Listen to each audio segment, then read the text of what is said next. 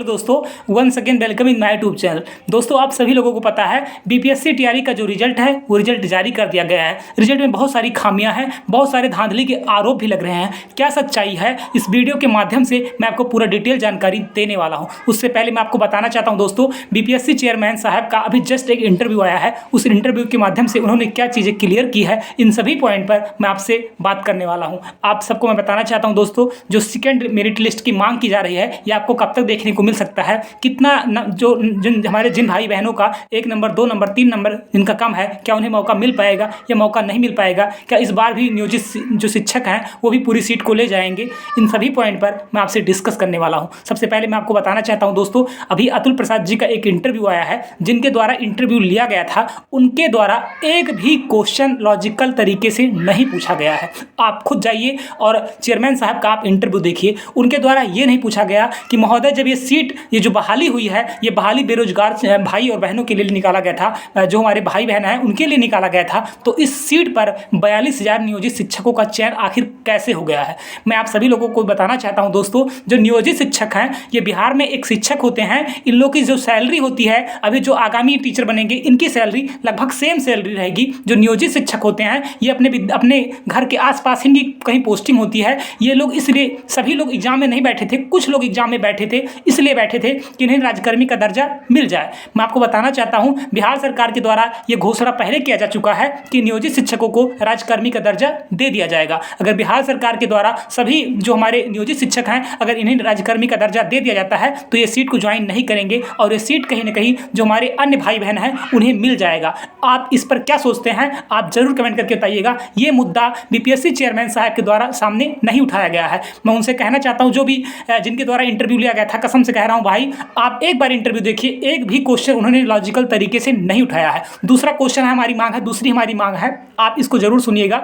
Chairman साहब के द्वारा ये बताया गया कि हमने 72,000 रिजल्ट डिक्लेयर किया है और जो डीबी में जो छट रहे हैं, हम उनको फाइनली बाहर कर रहे हैं।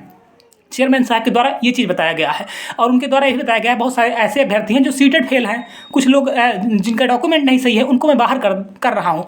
वहीं उनको तुरंत क्रॉस क्वेश्चन करके पूछना चाहिए था कि महोदय आप ये बताइए, जब आपको पहले से पता था कि सीटेड में बहुत सारे कैंडिडेट फेल हैं और डीएलएड में बहुत सारे कैंडिडेट फेल हैं, बहुत सारे ऐसे कैंडिडेट हैं जिनका डॉक्यूमेंट फर्जी है, तो आप सिर्फ 72,000 लोगों को डीबी के लिए क्यों बुलाया?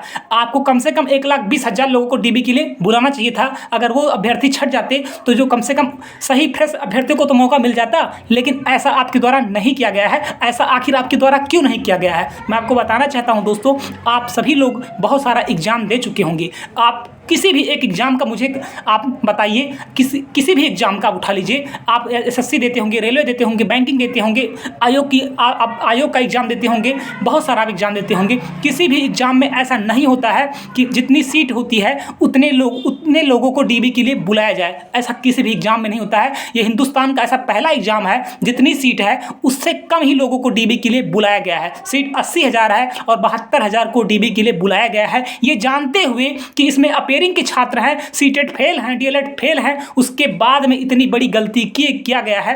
आप इस पर क्या सोचते हैं, आप जरूर कमेंट करके बताइएगा। लेकिन मुझे दुख इस बात का दोस्तों, जो भी इंटरव्यू लेते हैं, बड़ी जो पद पे बैठे होते हैं, उन लोगों से ये आखिर ये क्वेश्चन क्यों नहीं किया जाता है, मेरे तो समझ में नहीं आता है।